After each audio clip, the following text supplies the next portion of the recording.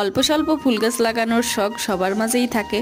খুব শখ করে গাছ তো আমরা কিনে আনি, তারপর বুঝতে পারি না কিভাবে যত্ন করব। গাছে কি এমন সার ইউজ করলে ফুলে ভরে যাবে পুরো বাগান। চলো তোমাদের কাছে তাই বলি। আসসালামু আলাইকুম।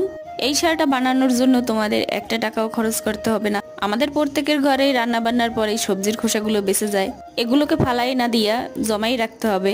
এই সবজির খোসার সাথে পানি মিশাইয়া 7 দিন রেখে দিতে হবে। প্রত্যেক দিন একবার করে উল্টেই পাল্টাই দিতে হবে। 7 দিন পরে রেডি হয়ে যাবে গাছের জন্য স্পেশাল খাবার।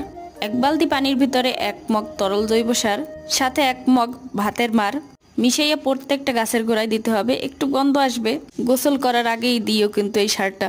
প্রত্যেকটা ফুল গাছের গোড়ায় আমি দিয়ে দেব। আর আমি বেশিরভাগ এই সারটা ইউজ করি।